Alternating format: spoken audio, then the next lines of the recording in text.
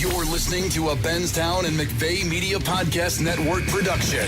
Run It Again is an inside look at the players, the coaches, and the business of sports with former NFL star and broadcaster Ron Pitts. And 2 minutes later, I was back in the same Oklahoma drill that I got the concussion from. And the mastermind behind the greatest show on turf, Coach Mike Martz. And we want to force him into a vanilla defense and go to work. Run It Again is a hard-hitting, no BS podcast that connects you directly to the source. This is Run It Again. All right, man.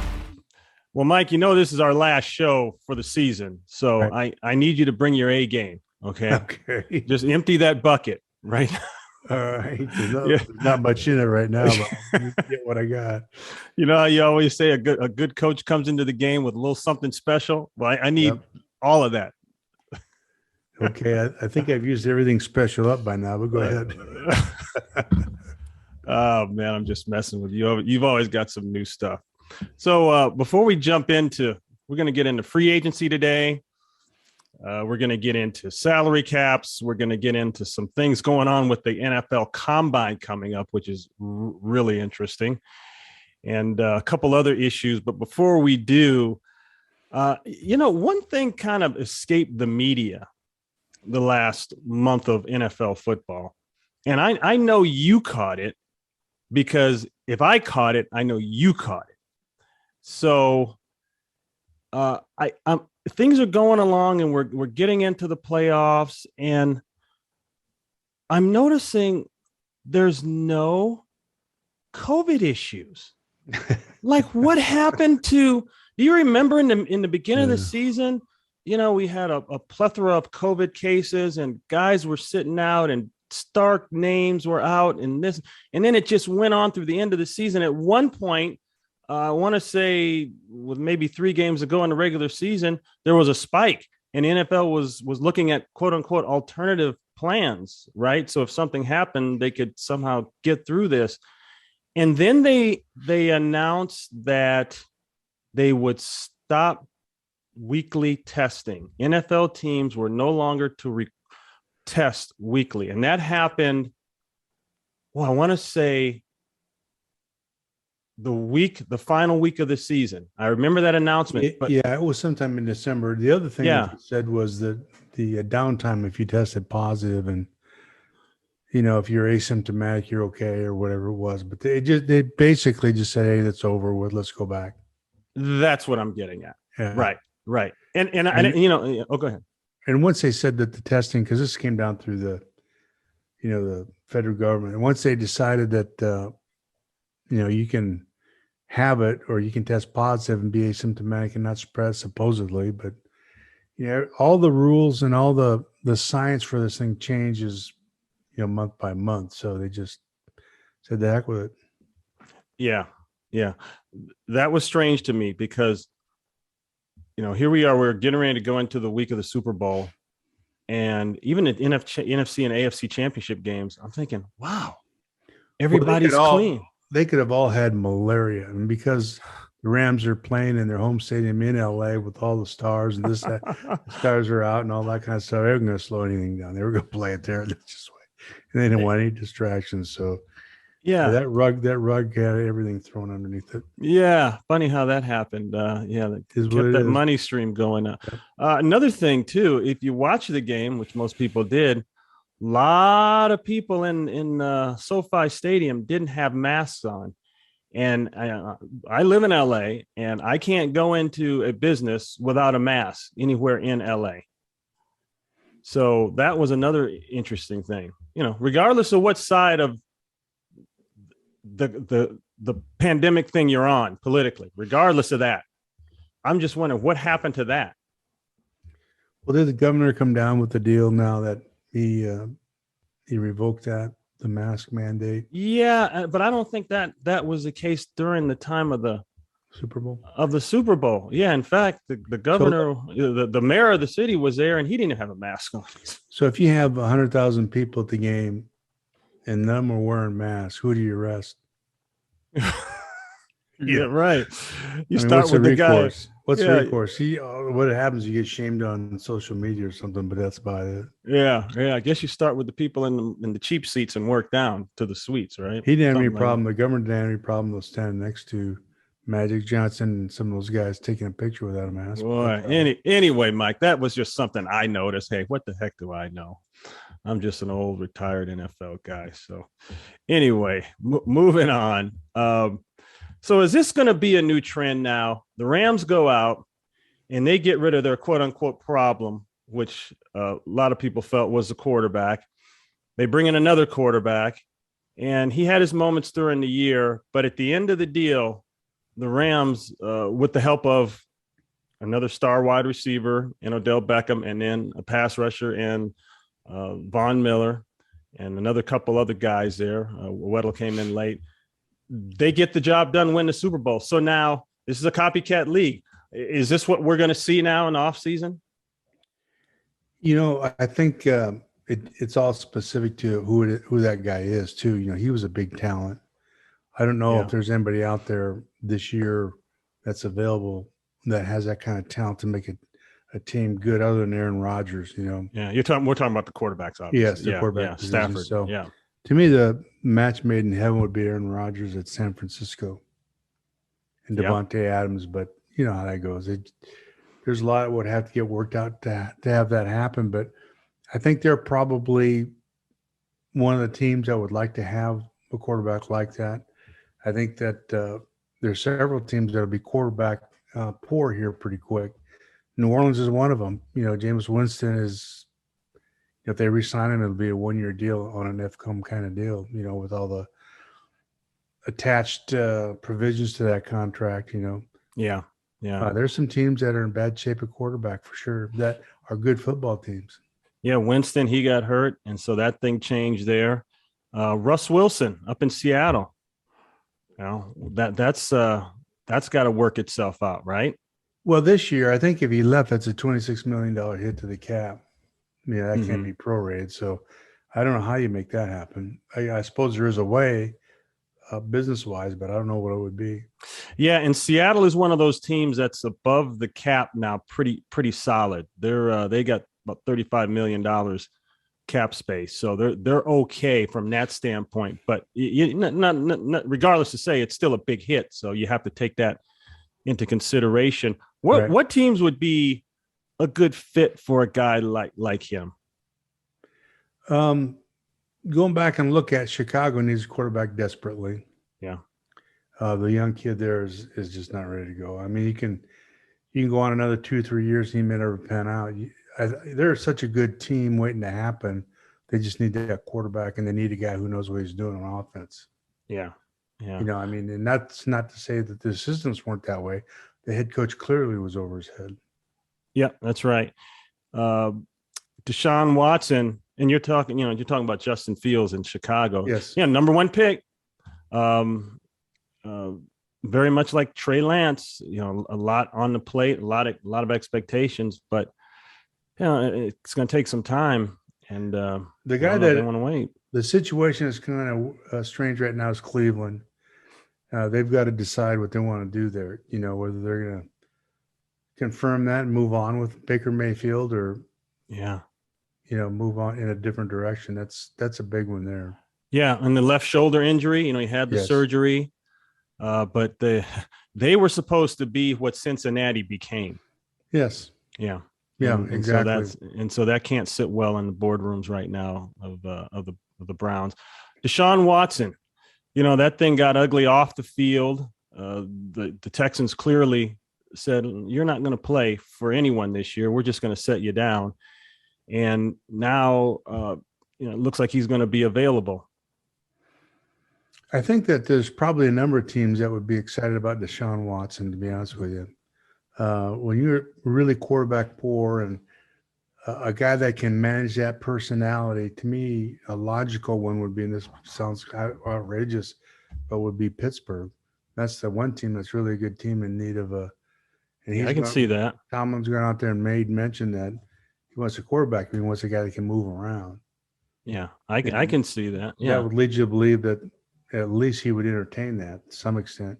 Yeah, no, Mason Rudolph, Dwayne Haskins, those are kind of the options there now. But you just get the feeling that they're not head over heels with either one of them, especially No, Rudolph. I get no, that feeling anyway. no. They know that they're not the answer. They're Yeah. just not. They're a good football team that is in desperate need of a big time quarterback.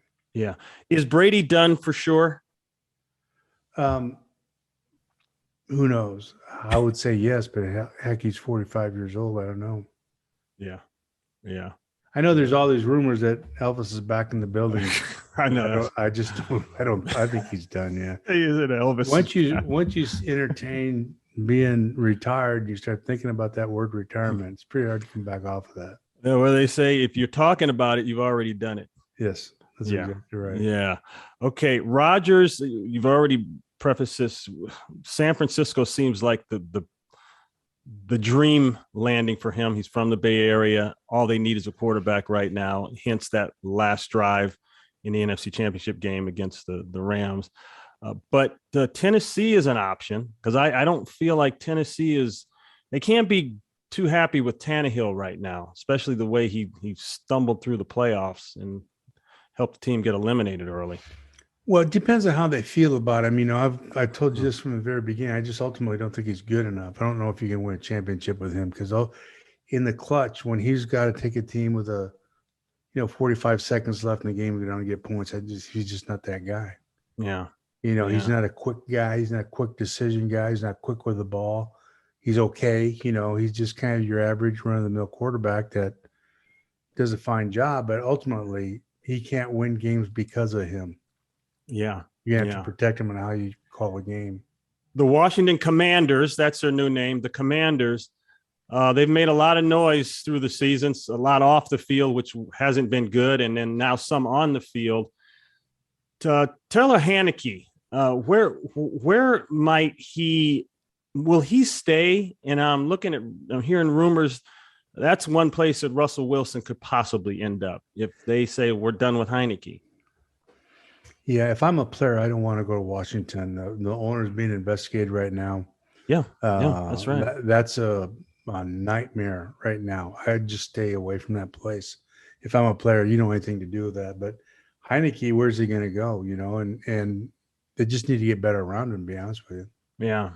They're not very good in the offensive line. They got injuries and whatnot during the season. And, they got beat up so bad defensively, particularly in the defensive front. They lost so many good players, so it's their team on the come that is going to be a factor. That's going to be a good team. But, Heineke, you need, Kurt Warner without those receivers is probably a journeyman guy. Yeah. So you've got to have talent outside. I don't care who you are.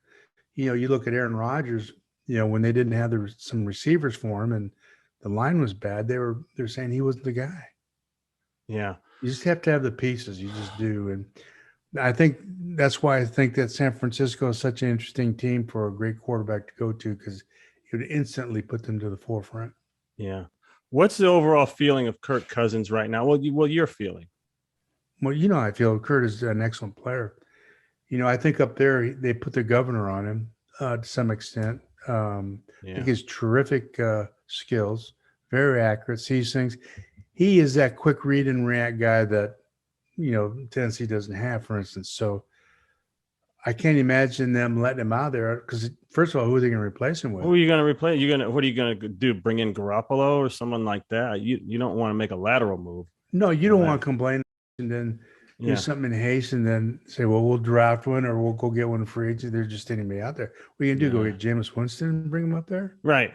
No, you got to be careful of that one. No, I like what he's been able to do. You have to be in love with him right now. Make sure you keep him, and he gives you the best chance to win, and I'm sure they recognize that. Yeah, you got the receivers. You got Jefferson there, a young kid. He's very much like Jamar Chase. He's going to be very good, has been good, going to be even better. And they're running the ball good. And they're running the ball, right. With Dalvin Cook, they're running the ball. He got banged up late there, but they're running the ball, so they have that. Defensively, they seem to get it done. There's going to be a change there with the coaching staff, so that'll be interesting to see how they are defensively, Mike, because I think this team has always said, well, defensively we're going to be good enough to get it done. But now with the coaching change, O'Connell going up there, Kevin O'Connell going up there from the Rams.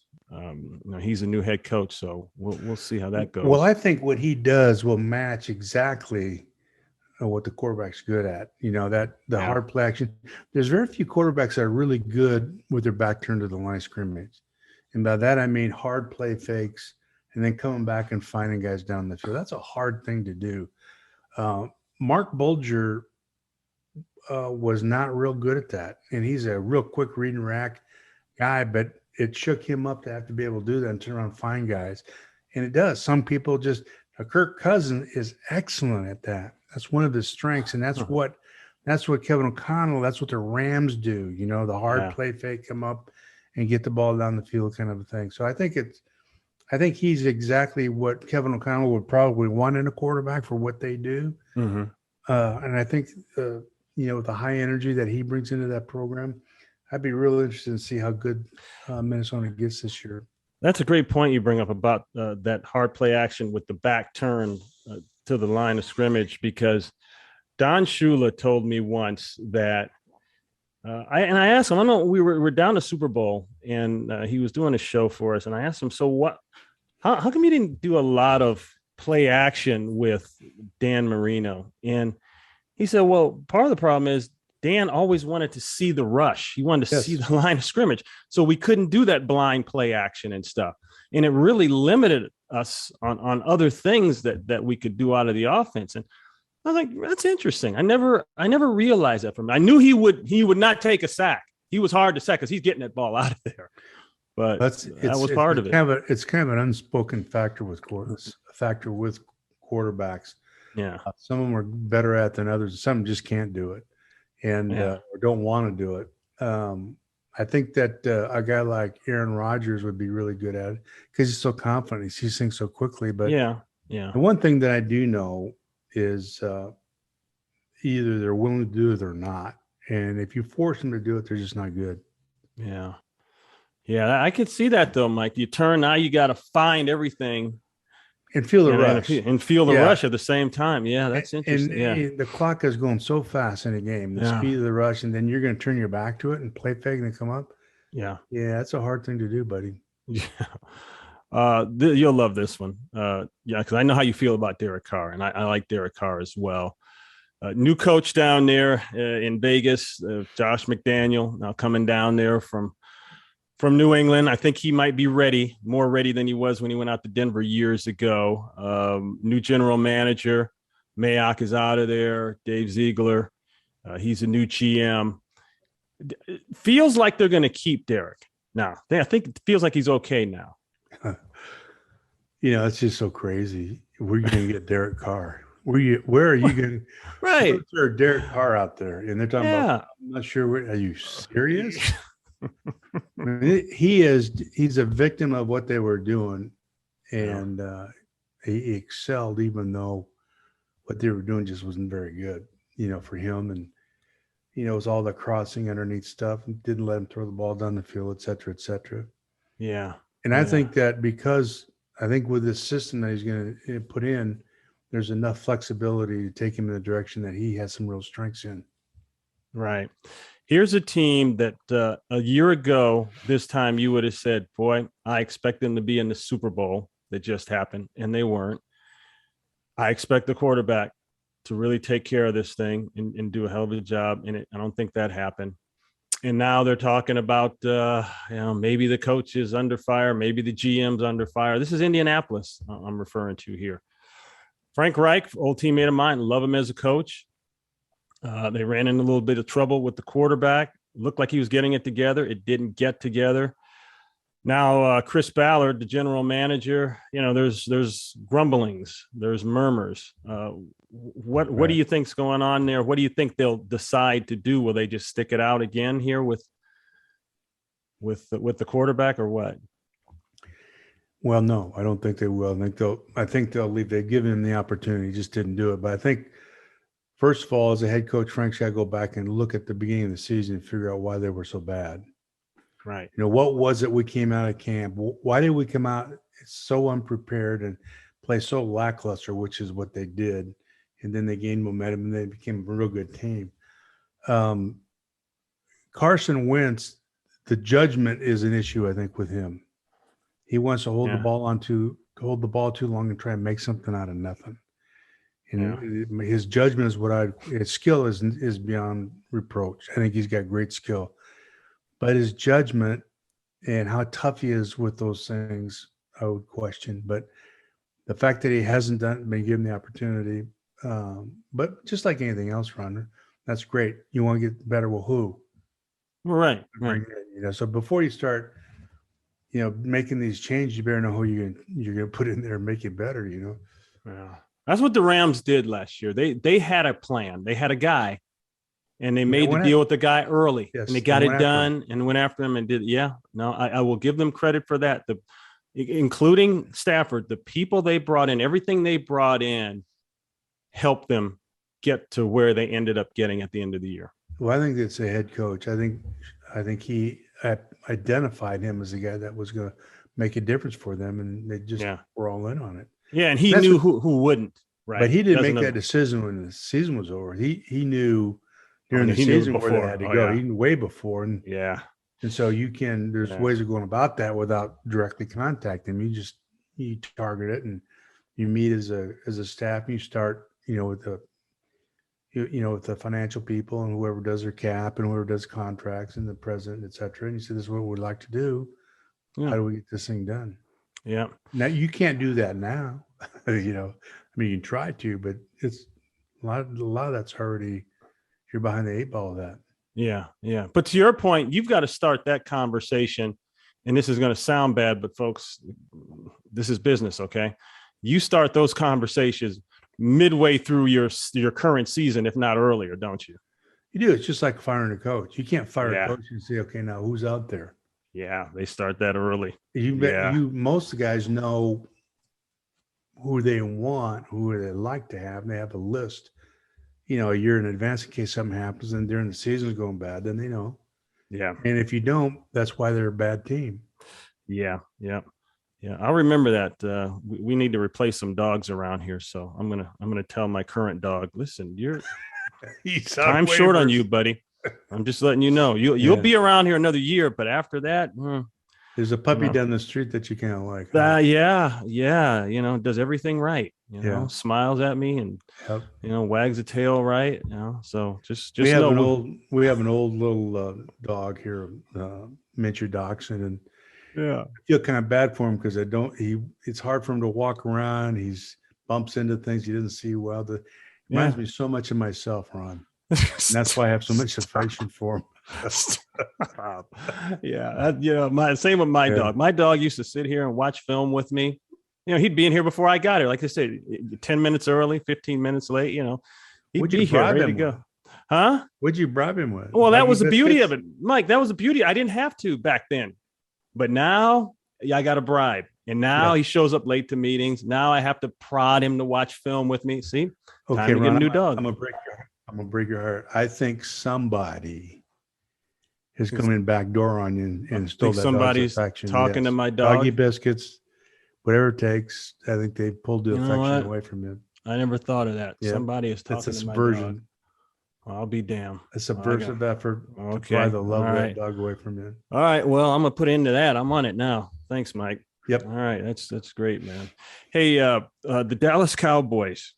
So the elephant in this room is a good friend of yours, Sean Payton. Yes. Who is now up in Idaho somewhere listening to our podcast and smiling on the porch, overlooking the beautiful plains covered with snow right now. It might be skiing. Yeah. But I know he listens to our podcast. So, oh boy, if you're Mike McCarthy, you can't help but look over your shoulder. And if you're Jerry Jones, what are you thinking? Well, that's a tough one. Like we just got done saying, Jerry's ahead of everything for sure. Mm-hmm. Who knows what's going through his mind? He'll say 100%, he's our guy, blah, blah, blah. When all the time you don't know how he really feels, of course. He's a great businessman. He's a poker player, right? So I think that it's a critical year for Mike.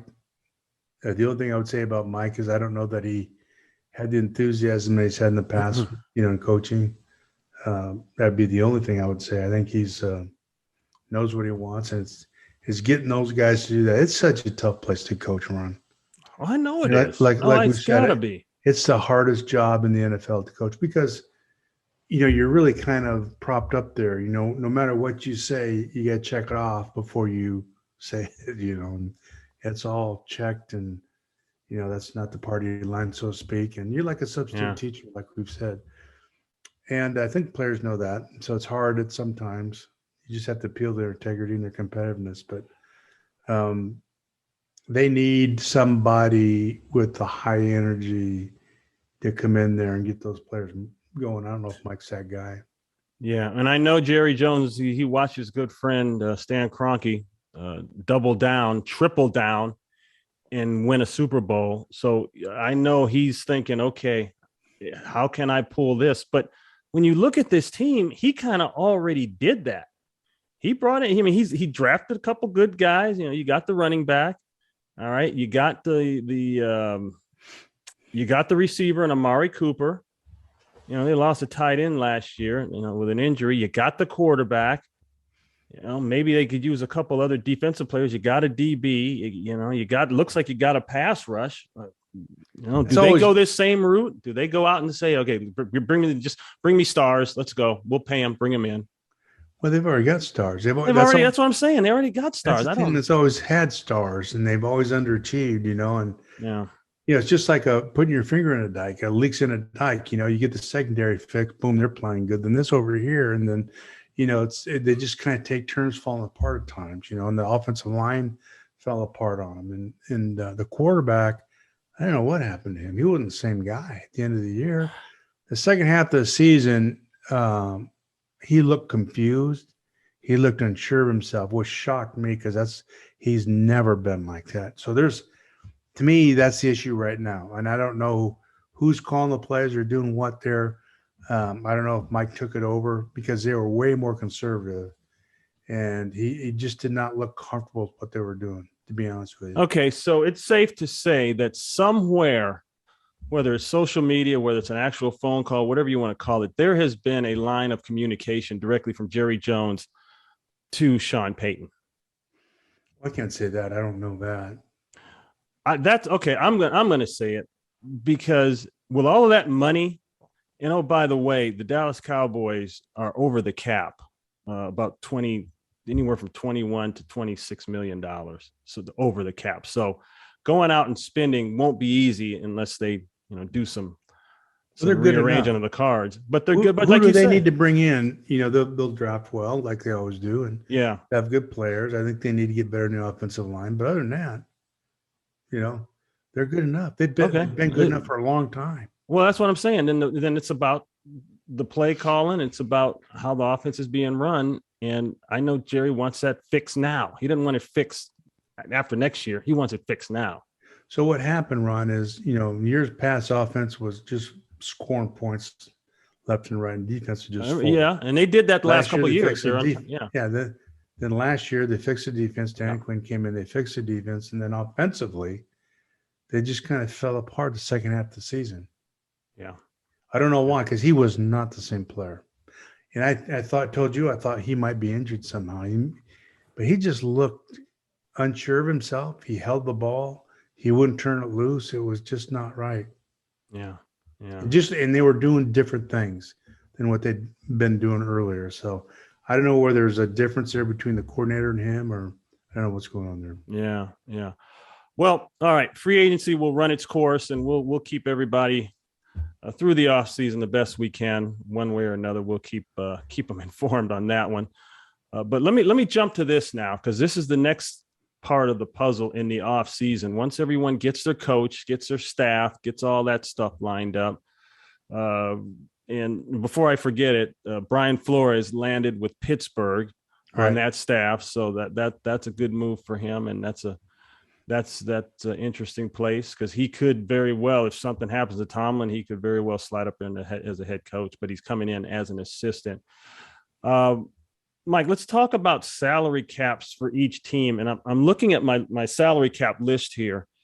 And I've got surprisingly 4 teams. I'm going to say 5 teams that are well above the cap. And when I say well above the cap, I'm talking over $13 million over the cap. Okay. So the Rams, they're in the 28th spot over the cap. The Cowboys, I just mentioned them. They're about 21 to 26 over the cap. The Green Bay Packers, 48 million over the cap.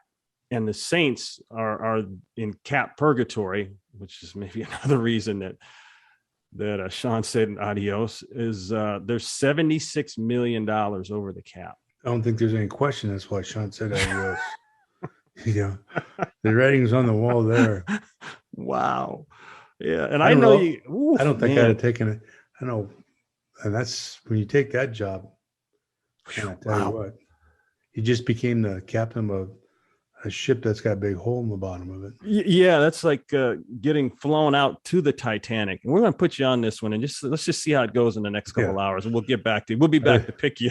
By the way, watch out for icebergs. Yeah, watch out for the icebergs. A couple ice cubes out there. Yeah, I think though there's a number of things you can do. Obviously, you can restructure some of the big contracts. Yeah, you can put the money back, but it's going to come and get you eventually. But yeah, you can restructure some of the, like Aaron Rodgers, they can go to him and he's got 1 year left. And, it just depends. Amari Cooper, there's some dead money in there, I'm sure. I don't know where all their money is. I know they're over. The Cowboys, I think they've already done some of that, and they'll have to do some more. They're so talented. They've got so many good players. They're going to have to jettison some, I think. Well, we'll see. The Cowboys, the Packers, in Minnesota, even the Rams, they're all in that window, that opportunity window. So I guess you don't look at their cap number and say, "Oh man, you're in trouble." No, we're here. So now how do we just get to that next level and win these next couple games to get in? It's like the Rams. The Rams figured out, okay, we finally got over that hump. We got to the NFC Championship game, headed home, and got to the Super Bowl. We got that hump. Dallas is trying to figure out now, how do we win these playoff games? They're there for all intents and purposes. I don't know if the Saints are there. They seem like they're outside of the window, but Green Bay is there for all intents and purposes. But how do you get back under the cap is the issue. Yeah. How do you get back under the cap? Or how do you win this thing before it's too late, cap-wise? Well, you got to get back under the cap before you think about winning. It's got to get right.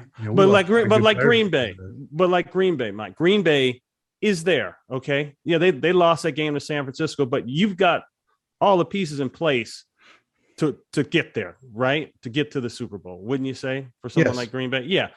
Dallas, same thing. Like we said, they've got all the pieces there. There's something dysfunctional with whether it's offensive play calling or something, whatever, that has nothing to do with your players per se. Well, going out and getting some magic talent to add to that team isn't going to make them win anymore. It's not going to make it right. No. That's what I'm saying. Right. And the Rams pulled it off somehow. It started with the quarterback, but then they brought in those 2 other guys, and that's key. Do you think they would have won it without Beckham and without Miller, especially Beckham? Yeah. Interesting. Okay. Yeah. I think it just becomes Jefferson and Kupp probably gets a little bit more attention than what they had. Yeah. I think it made things a lot easier. And Von Miller, he had some attention out there. They didn't want to single him up, but yeah, he's good, but he's not nearly what he used to be. Yeah. I think it helped them, but do I think they win it anyway? Yeah, probably. Yeah. Okay. Weddle's probably the bigger sign than those. Weddle was interesting. Yeah, he came in. I think he stabilized that secondary. No that question. Secondary was a mess. I've seen a messy secondary. Believe me, I know when guys aren't on the same page back there, and that helped. They had a lot of issues there, and he straightened it out for them. Yeah. Okay, so here are teams now. Now that was the bottom part of the salary cap. Now I'm going to go to the top part of the salary cap, and I'm going to give you the top 5 teams that are in good shape salary cap wise. In other words, they have a lot of money to spend for the cap. And it's just so everyone knows, it's estimated, right now that there's a salary cap number of about $208 million approximately for every NFL team. Okay, that's the cap number right about now. So number one spot with the most cap space in the NFL is the Miami Dolphins. They're sitting at 62 million over the cap. I mean, under the cap. Sorry, under the cap. Right. Okay. Chargers, and I know you'll like that because I know you like the quarterback, and I like him too. They're 57 million under the cap. But I will tell you this about the Chargers. I think they've probably been 57 million under the cap. Yeah, for a long time. Forever. They're not going to spend to the cap. That's just not what they do. They don't want to spend to the cap. Why? They just because it's money in the owner's pocket. That's why. Okay. So now that begs the next question. Well, where is the commitment to winning the big one? I hate to put you on the spot, Mike, but that's the question. Yeah. You don't want to go there. No, here's what you got. Go win. If you can win it all with it, great. But don't bother me.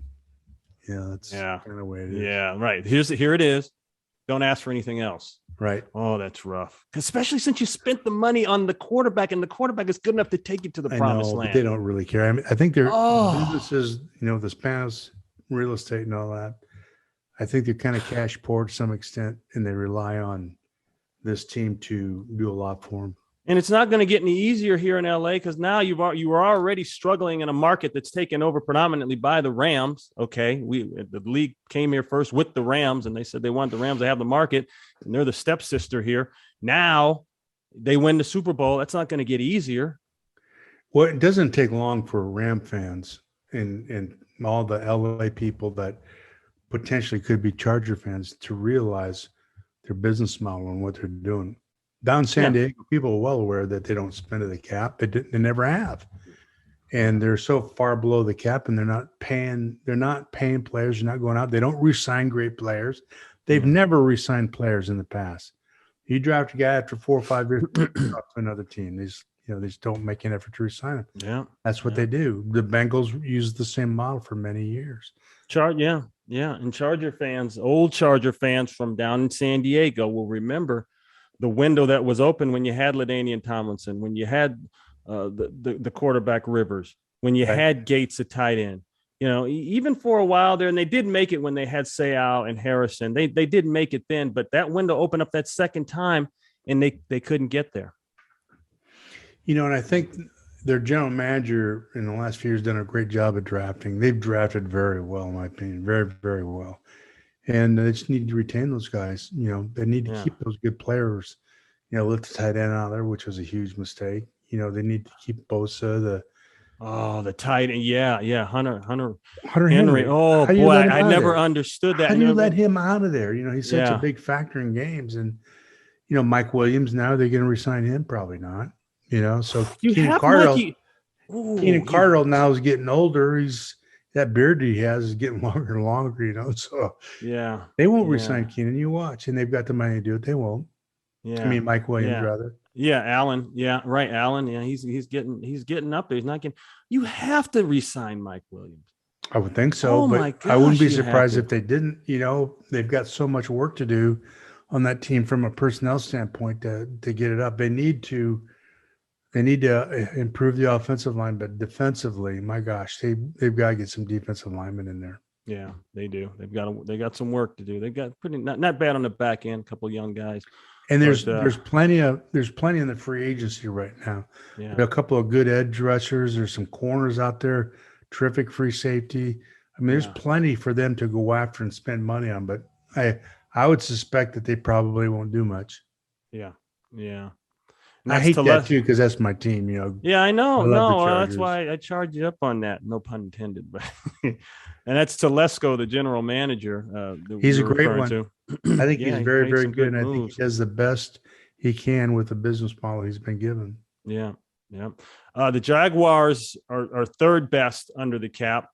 Cincinnati, right behind them, they've got $48 million under the cap, so plenty of money to spend. And it goes on down. You got the Jets in there, Broncos, Colts, Seattle. We'll rewind back up to Cincinnati. Remember, Cincinnati and the Chargers use the same kind of business plan. They have. Yeah, you're right. And maybe Mike, and I'm being optimistic here, maybe the Bengals are out of that mode now. What do you think? Well, Mike Brown would never let him out. So Perhaps there's a change in leadership there to some extent because they actually went out and got free agents last year, which they never would do in the past. Yeah, they did. They went out and got and improved defensively. They need to go out and pick up maybe Brown, the offensive tackle, and they need to sign some offensive linemen in the free agency because that's what kept them from winning the Super Bowl. Yeah. Now they're well, like you said, they're going to have to go get some offensive linemen. I'd go pay somebody. You're sitting here, $48 million under the cap. You better go pay and buy some because you're not going to live very long with that quarterback, as good as he is, sitting there playing patty cake with the football. Oh, don't hold your breath. Oh. They'll draft some linemen. They will. They'll draft some linemen. But they're not going to go out in the free agency. They might go out and get one or two, but that's it. Depending who's available. I get that part of it. Yeah. But, and right, depending on who's available in a draft as well. We don't know about that either. But both the Chargers and Cincinnati are always in that mode. At the end of the season, they're always have terrific cap room. Yeah. Let's talk about the NFL Combine. So the NFL Combine happens around the end of February, early March every year. It's March 1st this year. And for those of you who don't know, that's when all the NFL prospects out of college get invites. They invite 300 guys, roughly, give or take a couple. And those represent 300 of the best in the country. And they show up and they test them. And it's roughly 3 days of just grinding and testing and, poking and prodding the meat and running the 40s. We know what that's about now.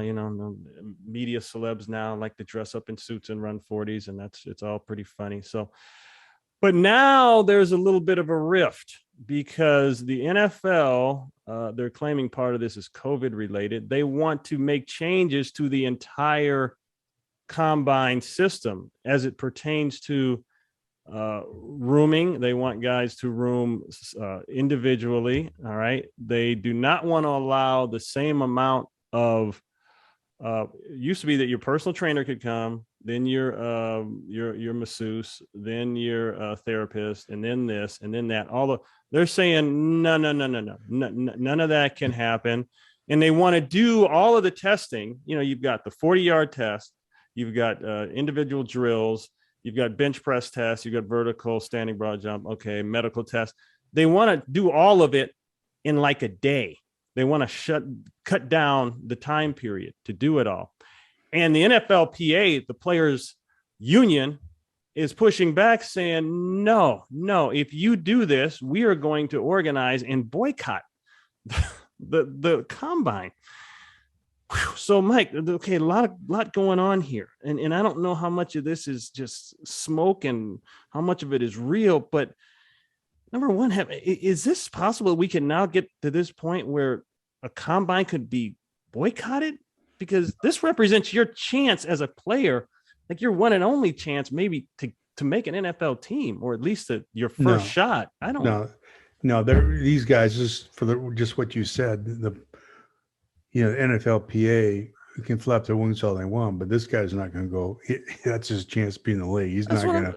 Right. That's not going to happen. That's not going to happen. But there's so much dead time at this thing, and you've been there before. There's so much dead time that can be done away with. I think they're just trying to streamline it. There's so much superfluous things that happen. The interviews. You interview a guy, but he has an interview on camera, and every player has been talked to by his agent, and it's a canned reply to everything. If you want to know this kid, then you're just going to go have to see him wherever he is afterwards.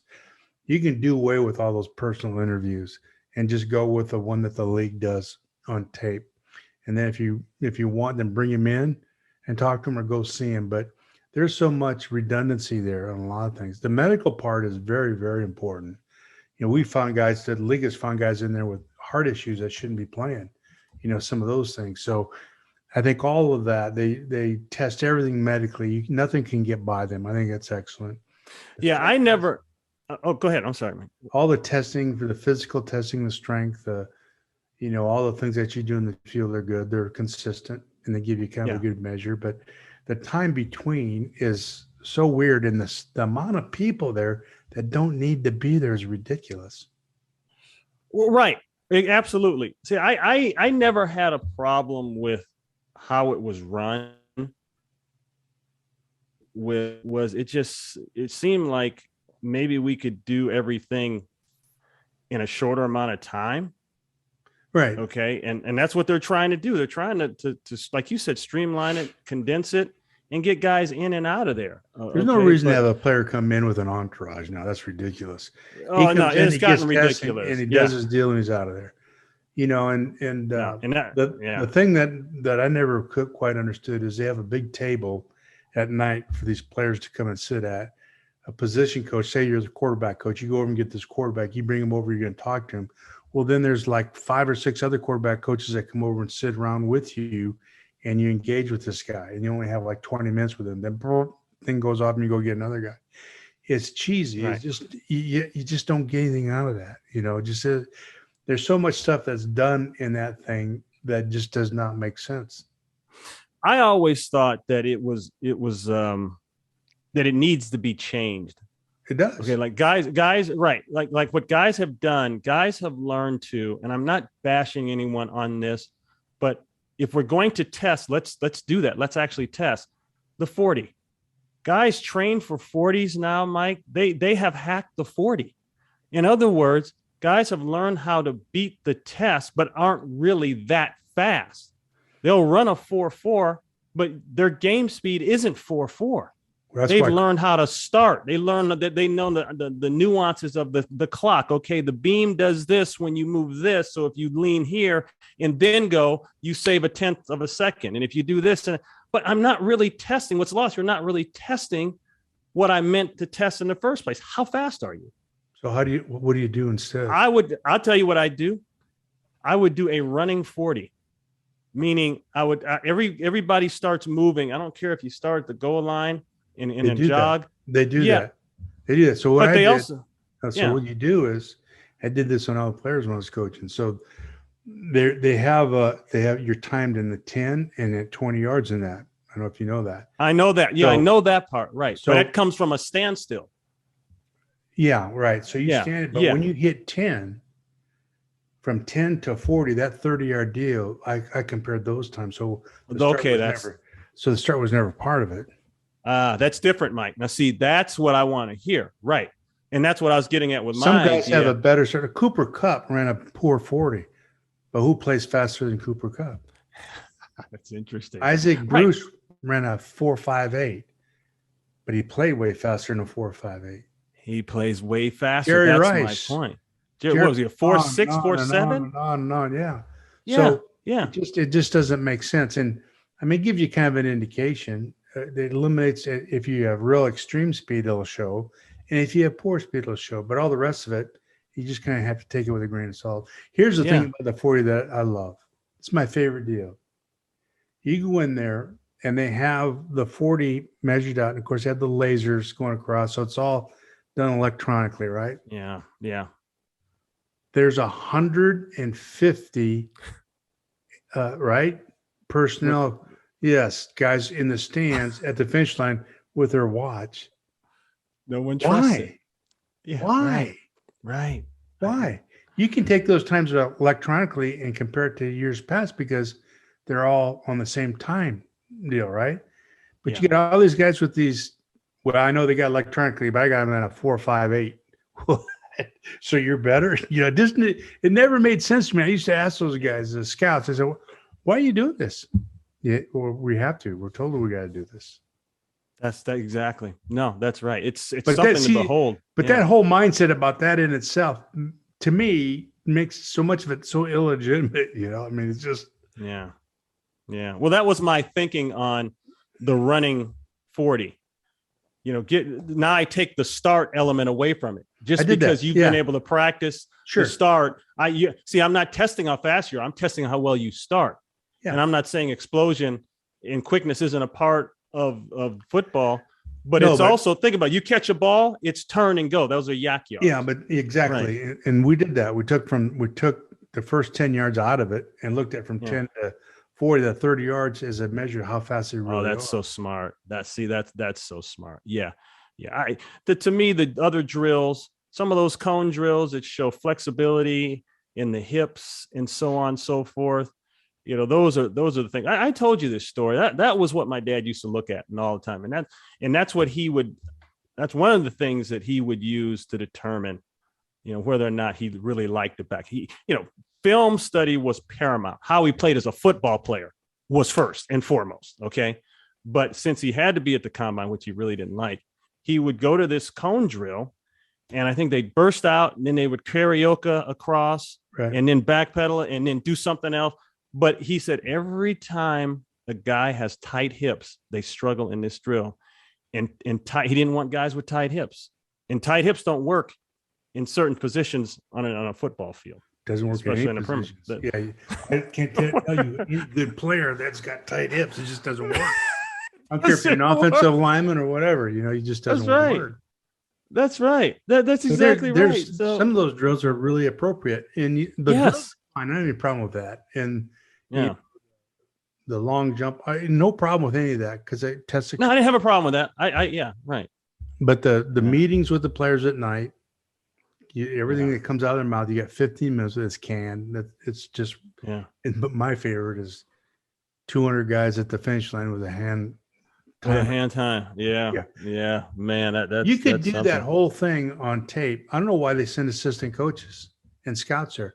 You could do that because it's on TV anyway. You do that whole thing on tape and look at it and never send your staff down there and get the same information. Yeah, you know where a lot of this beef I think is coming from, also against changing the format currently of the combine. Television. This is a show. Oh, it's a big deal. Television wants to go down, and they'll make this thing for a week. I read something that said, "Oh, that's crazy to make players bench press, and then run a 40 in the same day." They want to divide it up, Mike. They want to just do the bench press one day and then don't do anything and then come back and run the 40. You really think you need that much time to recover after a bench press max to run a 40? You got to be kidding me. As long as you're doing the same thing with everybody, what difference does it make? What difference does it make? You better be in that kind of shape to be able to do that. But I'm reading this stuff. People say, that's great. I do think they can reform it, speed it up. Of course they can. It's the worst. I hated the combine. In fact, when I was looking at offensive linemen, instead of going and sitting in the stands and looking at it I stayed in my room and watched it on TV because it was close up. It did right on TV, because you could see it. Something you could see it better. Something. Oh boy! And then the pro days now have turned into shows. I'm watching guys. This quarterback, the Mills kid from Stanford last year, who ended up playing pretty decent, I guess, for the Texans. I'm watching his pro day, and I'm thinking, wow, I didn't know he was that good. And I'm just looking at it like everybody's a star on the pro day on television. Yeah. Everybody runs with their shirt off. Heck, okay, so I guess I'm going to just start working out with my shirt off in the gym. Yeah, I could just tell people I'm getting ready for my pro day at almost 60. Well, the pro days are it's just kind of like the combine. It's an event, So the big names, particularly big schools, but if you go to San Jose State or San Diego State, even it's not like that unless there's a big number one pick coming out and they're going to film it. But you go to Ohio State and Notre Dame, it's always like that. Oh boy, yeah, it's gotten big, and I understand it to a degree. It's okay. We're going to make money off anything we can do NFL related. I get that, but the biggest thing, there's a little bit of overkill with the combine. That's what your dad said. The biggest thing is, how does he play? He wants to. It's just like Ernie used to tell me, you got to believe what you see on tape. Oh boy, because he's got all this talent. If he doesn't play like that, you got to believe that that's who he really is. You can't think that you're going to get it out of him. And that's mistakes so many people make. And then you got to look at how well he competes. And to me, that's the biggest one. You want to see at whatever level, you want to see how well he competes. And that's not hard to see on film. No, that's right. That's right. At the end of the day, I'm looking for a football player. That's what I'm looking for. Best competitors So you got. Surround yourself with people that are highly motivated that compete better than everybody else.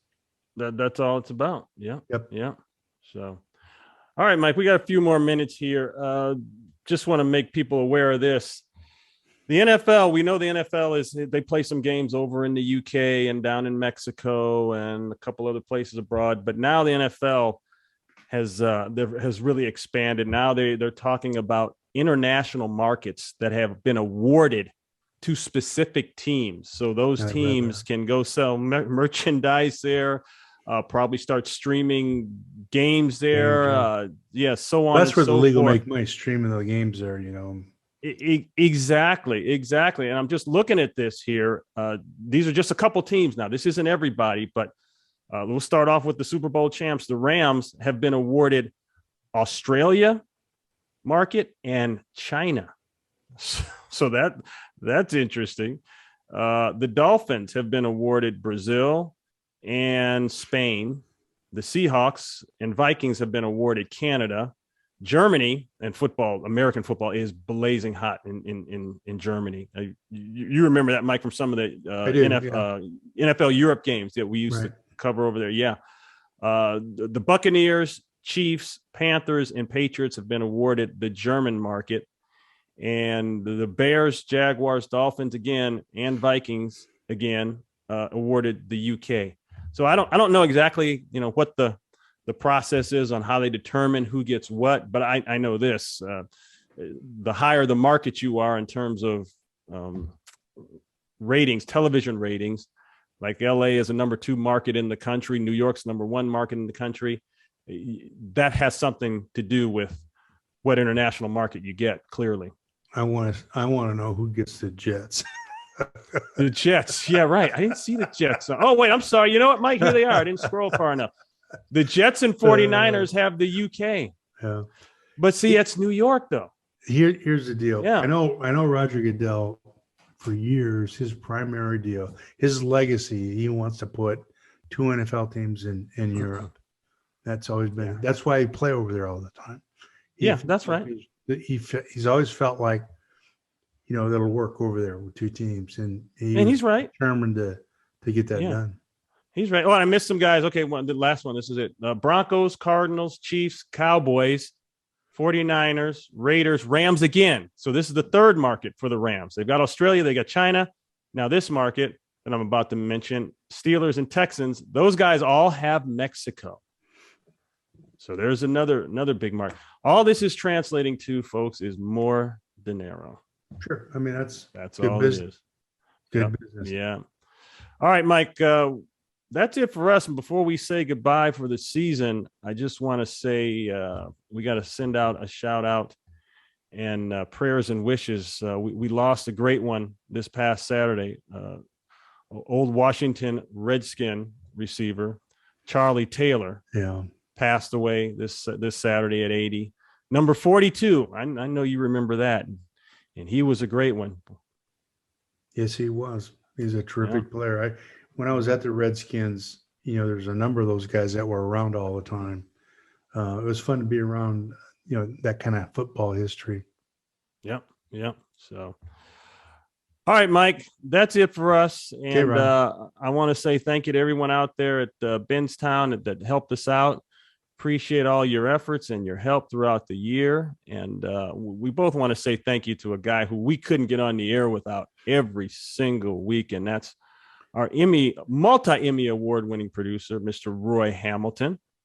He's always there to help us and shooting us notes and keeping us straight. So, Roy, thank you very much, man. We appreciate your help. And Mike, was this year 2 for us? Yes, it was. Yeah, man. Great job, guys. Wow, it was amazing. Went by fast. So, but again, thanks to you, Roy, and thanks to everyone that's helped us out. And Mike, can't wait for next year, man. We'll see what happens. It's always something new. Yep. So absolutely. Thank you, guys. Buddy. Great care. Season, man.